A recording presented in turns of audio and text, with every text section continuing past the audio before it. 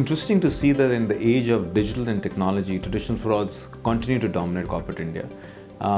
If you just refer to the Deloitte India Fraud Survey, the respondents have actually highlighted diversion of funds or goods, bribery and corruption, regulatory non-compliance as some of the top concerns faced by the organizations. In our view, insufficient mechanisms to prevent and detect fraud, as well as limited enforcement of law, are some of the reasons that organizations continue to experience traditional fraud.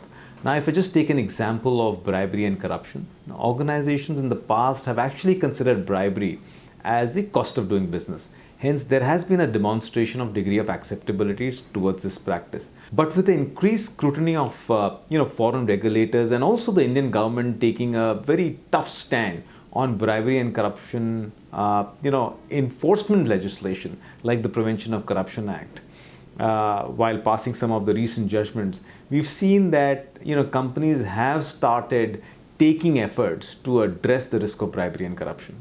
Now, today we also have the Companies Act 2013, which has for the first time defined fraud in the legislation.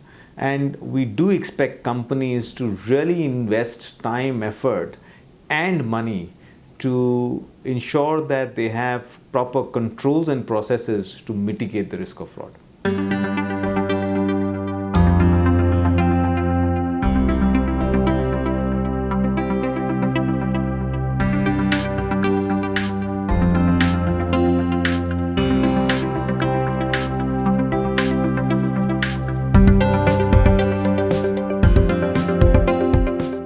Majority of the respondents to the Deloitte India Fraud Survey have actually indicated that their organizations are considering implementing a formal code of conduct and an ethics policy with dedicated sections on tackling bribery and corruption.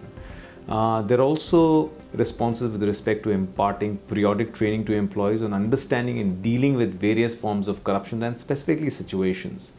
Now, while these are good steps, I think we also need to understand that over the years there have been many organizations that do not adopt a zero tolerance culture to bribery and corruption.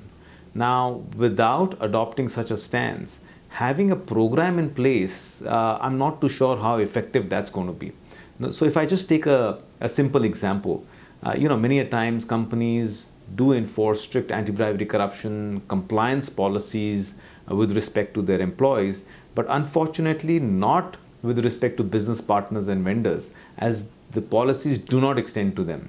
But when you are trying to create a zero tolerance culture to bribery and corruption, the organization needs to ensure that the standards of business conduct for the employees are as applicable to third parties, vendors, or anyone who's dealing with the organization within the business ecosystem.